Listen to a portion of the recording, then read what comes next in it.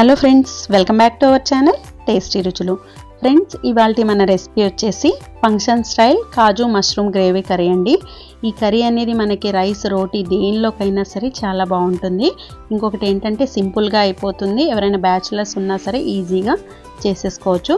Friends, ఈరోజు మనం వీడియోలోకి వెళ్ళే కన్నా ముందు ఇప్పటి వరకు మన ఛానల్ని ఎవరైతే సబ్స్క్రైబ్ చేసుకోలేదో తప్పకుండా సబ్స్క్రైబ్ చేసుకోండి. అంతేకాకుండా ఈ వీడియో నచ్చినట్లయితే ఒక లైక్ చేసి షేర్ చేయండి. ఫ్రెండ్స్, ఇక్కడైతే నేను 2 ప్యాకెట్స్ వరకు మష్రూమ్ని తీసుకున్నానండి. వీటిని శుభ్రంగా వాష్ చేసి పెట్టుకొని ముక్కలుగా కట్ చేసి పెట్టుకోవాలి, 2 పీసెస్ లాగా.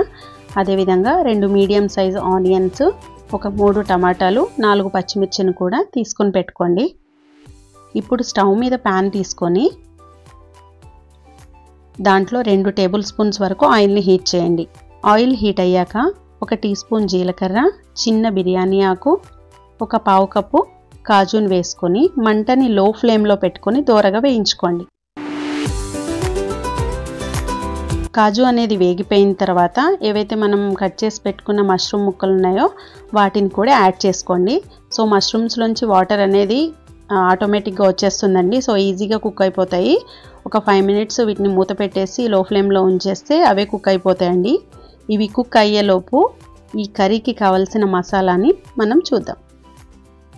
ఇక్కడ నేను చిన్న మిక్సర్ జార్లో ఏదైతే మనం తీసి పెట్టుకున్న ఆనియన్స్ ఉన్నాయో వాటిని వేసుకొని కోర్స్గా బ్లెండ్ చేసి పెట్టుకోవాలండి. మరీ మెత్తగా అయితే బాగా పేస్ట్లా అయిపోతుంది. ఈ విధంగా కోర్స్లా అయితే మనం బ్లెండ్ చేసి పెట్టుకోవాలి. తర్వాత ఇదే మిక్సర్ జార్లోకి 2 మనం తీసుకున్న టమాటోస్ ఏవైతే ఉన్నాయో 3 టమాటాలు వాటిని కూడా వేసేసుకోండి. ఇందులోనే ఒక 2 పచ్చిమిర్చిని కూడా వేసేసుకోండి. కొద్దిగా స్పైసీనెస్ కోసం 2 లవంగాలు, 3 ఇలాచి, అదేవిధంగా ఒక 7-8 మిరియాలు వేసుకోండి. అల్లం వెల్లుల్లి పేస్ట్ ఉన్న వాళ్ళైతే డైరెక్ట్గా అల్లం వెల్లుల్లి పేస్ట్ని యాడ్ చేసుకోండి. లేదు అనుకుంటే ఒక చిన్న అల్లం ముక్క, 4-5 వెల్లుల్లిని డైరెక్ట్గా యాడ్ చేసుకోండి. ఇంకా నేను గ్రేవీ కమ్మగా రావడం కోసం ఒక 7-8 కాజుని ఈ విధంగా నానబెట్టుకుని వేసుకుంటున్నానండి. సో ఈ మొత్తాన్ని కూడా మనం మెత్తటి పేస్ట్లా చేసుకొని పెట్టుకోవాలి. సో ఇప్పుడైతే మనకి మష్రూమ్స్లోంచి లైట్గా వాటర్ ఉన్నప్పుడు స్టవ్ ఆఫ్ చేసుకొని వాటిని పక్కకు తీసేసుకోవాలండి. ఇప్పుడు అదే ప్యాన్లో 1 టీ స్పూన్ ఆయిల్ని తీసుకోవాలి. ఆయిల్ హీట్ అయ్యాక కొద్దిగా కరివేపాకు వేసుకొని ఏవైతే మనం గ్రైండ్ చేసి పెట్టుకున్న ఆనియన్ పేస్ట్ ఉంటుందో ఆనియన్ పేస్ట్ని తీసుకోవాలండి. సో ఆ పేస్ట్ కాబట్టి మనకి బేస్కి అంటుకుపోతుంది. ఆల్మోస్ట్ నాన్ స్టిక్ ప్యాన్లో చేయడానికే ప్రిఫర్ చేయండి. ఎందుకంటే ఈజీగా మనకి ఇలాంటి కర్రీస్ అనేవి అడుగున అంటుకోకుండా ఉంటాయి. సో ఆనియన్ పేస్ట్ అనేది దోరగా వేగిన తర్వాత ఇందులోనే మనం చేసి పెట్టుకున్న మసాలా పేస్ట్ ఏదైతే ఉందో ఆ మొత్తాన్ని కూడా యాడ్ చేయండి. మసాలా పేస్ట్ అనేది వేగుతూ ఉన్నప్పుడు మంటని లో ఫ్లేమ్లో పెట్టుకోండి. ఈ మసాలాలోంచి మొత్తం ఆయిల్ అనేది పైకి తేలే వరకు కూడా మసాలా పేస్ట్ని వేయించాలి. అదేవిధంగా ఏంటంటే మంటని హై ఫ్లేమ్ మాత్రం పెట్టకండి, ఎందుకంటే కర్రీ అనేది చేదొచ్చేస్తుంది మసాలా అనేది మాడిపోయి. సో ఇది వేగిపోయిన తర్వాత కంప్లీట్గా దీనిలోనే 1 టీ స్పూను కారం, 1 టీ స్పూన్ ధనియాల పొడి, అదేవిధంగా ఒక పావు టీ స్పూన్ గరం మసాలాని కూడా యాడ్ చేసుకోండి.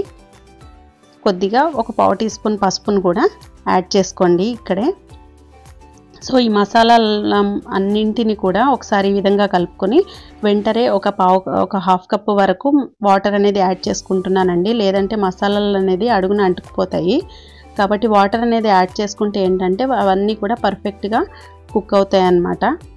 సో ఒకసారి ఈ విధంగా యాడ్ చేసుకున్న తర్వాత ఏవైతే మనం పక్కకు తీసి పెట్టుకున్న మష్రూమ్స్ ఉన్నాయో వాటిని కొద్దిగా వాటర్తో తీసుకున్నాం కదండి, ఆ వాటర్తో సహా వేసేసుకోవాలి.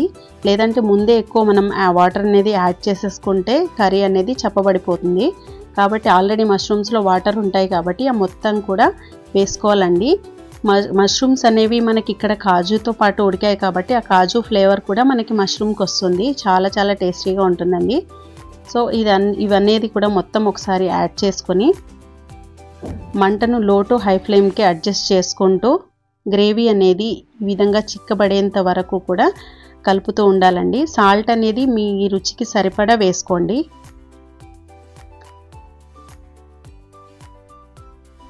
సో ఈ విధంగా అయితే మనకి కర్రీ అనేది మొత్తం దగ్గర పడిపోయిన తర్వాత ఒకసారి ఇక్కడే ఈ కన్సిస్టెన్సీలో ఉన్నప్పుడే మనం కర్రీ అనేది ఆఫ్ చేసేసుకోవాలండి, స్టవ్ ఆఫ్ చేసుకోవాలి. ఇప్పుడు మనం దీన్ని ఒక బౌల్లోకి తీసేసుకుందాం. ఇంతేనండి. నచ్చిందా? ఇప్పుడు ఈ వీడియో కనుక మీకు నచ్చినట్లయితే ఒక లైక్ చేసి షేర్ చేసి మన మరిన్ని లేటెస్ట్ అప్డేట్స్ కోసం అయితే మన ఛానల్ని సబ్స్క్రైబ్ చేసుకోండి. Thank you for watching.